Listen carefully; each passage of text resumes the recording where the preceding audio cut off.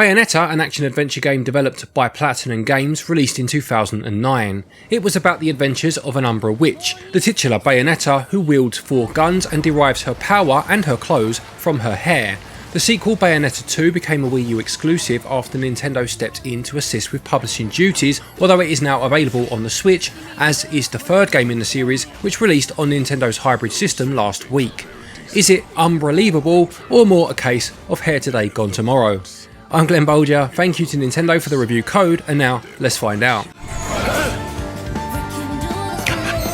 Then perhaps a bit of... We begin with an alternative version of Bayonetta battling and ultimately losing against a threat known as Singularity. A young witch named Viola is sent through a device called the World Bridge to seek help, and she ends up in the reality which is home to the Bayonetta whose exploits were the basis of the previous games.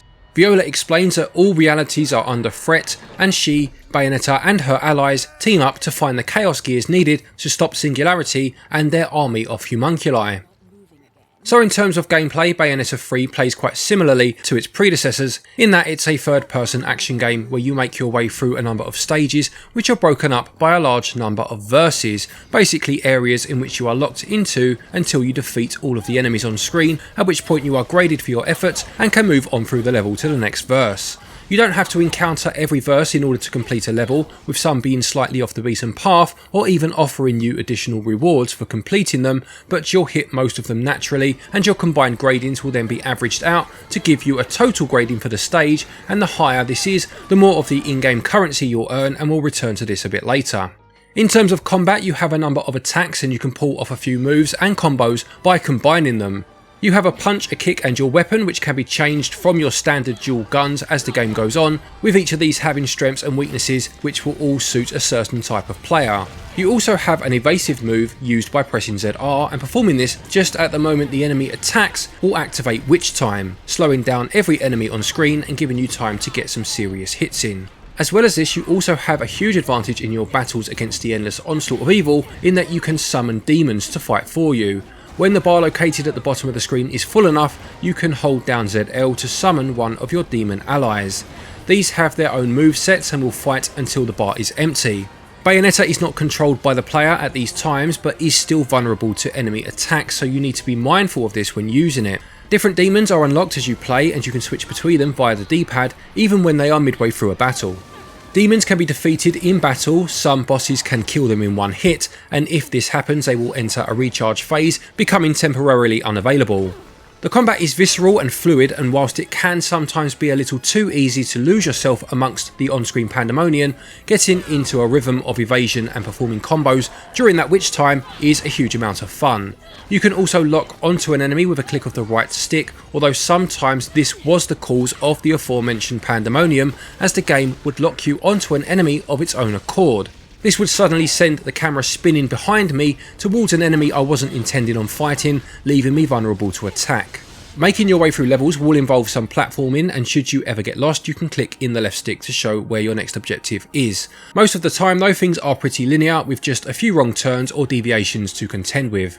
There will also be times where you will need to use your demon slaves outside of battle, either to navigate a part of the level that Bayonetta cannot, or by way of a set piece, as occasionally the verses are more platforming based rather than being the arena based ones I mentioned earlier.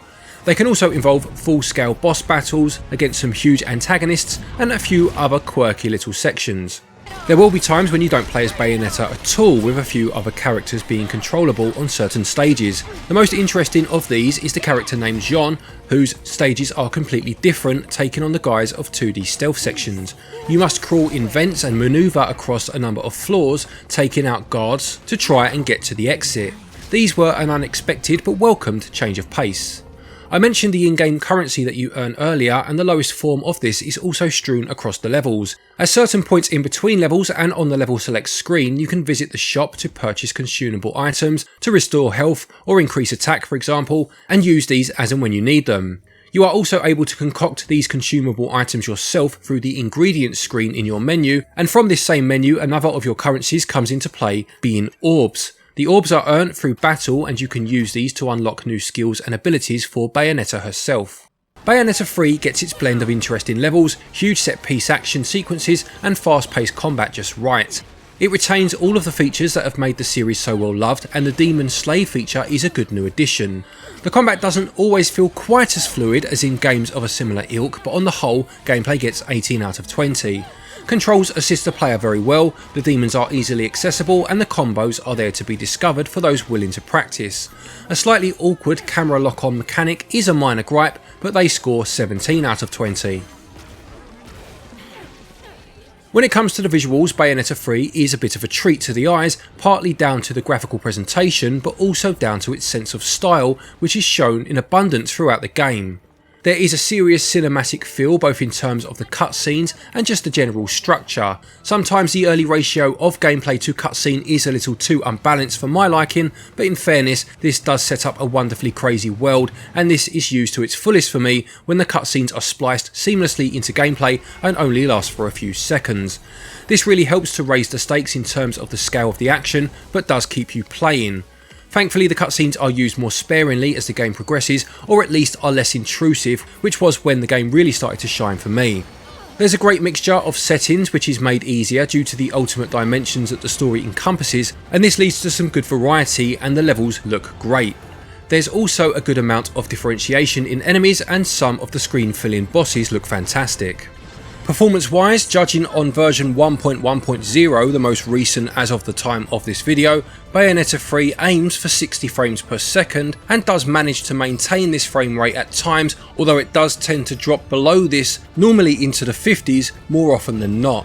However, having said this, even when the frame rate does drop, it then keeps at a consistent rate, meaning that there are very few noticeable stutters. Cutscenes play at 30 frames per second, but even when transitioning back into full gameplay, the process is a smooth one for the vast majority of the time. The audio is very hard to put a definitive label on or describe with one genre. There are elements of jazz here along with some soft rock, but everything almost has a J-pop sound to it without any one song definitively being a J-pop song. It's a good blend of styles brought together, and whilst not necessarily to my personal tastes, I can't think of a more fitting sound for the character or the action for that matter. Bayonetta 3 reintroduces the cast of characters from the previous entries who all shine, as well as of course introducing some new ones, and Bayonetta herself is as sassy as ever, coming across as a mix between Elvira, Mistress of the Dark, Mae West and Sarah Connor. The game is fully voice acted, as was the case with the previous games, although this time Bayonetta herself is voiced by Jennifer Hale. She does a good job and provides Bayonetta with the unwavering confidence, sauce and attitude that the character is known for. Visuals do a great job of creating an over-the-top and bombastic world to suit the game's protagonist, and some slight fluctuations in frame rate and some popping issues aside, they get 18 out of 20. Audio really does suit the action well, and it complements the gameplay, and it also scores 18 out of 20. Bayonetta 3 costs £49.99 and regional equivalents are on your screen now. Aside from the eShop version, a physical version is available in standard form, which is about £10 cheaper, or the Trinity Masquerade Special Edition, which comes with an art book and some extra slipcovers, although I don't feel the quality of the cardboard of the box is as good as it should be for that price.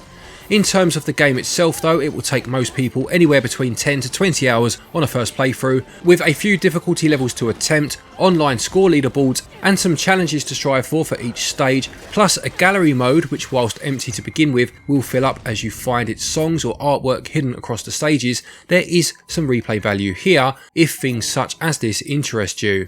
Production values are high as you would expect, although the small amounts of pop-in are a little disappointing. A great purchase overall though, and value gets 18 out of 20. It's about time I got moving. To conclude, Bayonetta 3 is an adrenaline rush of a game mixed with enough challenge, secrets and sass to create quite a fantastic cocktail. From the cutscenes to the stages and the combat to the demon slaves, everything is wonderfully over the top and a lot of fun. There are a couple of quirks, such as a camera that sometimes has a mind of its own, minor pop-in, and a little bit of style over substance early on when things are a bit too cutscene heavy, but if you like the series or just want an all-out action game on your Switch, you really can't go wrong here.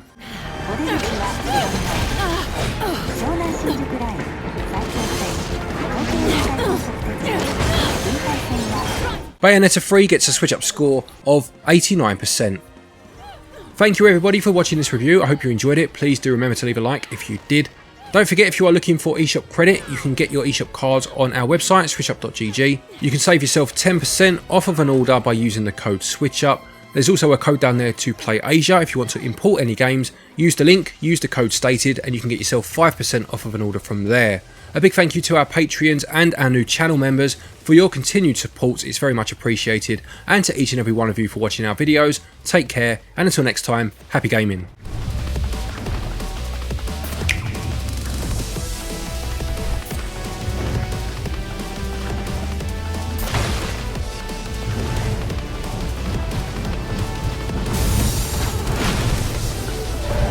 I bet that stung! The glowing target was a bit on the nose.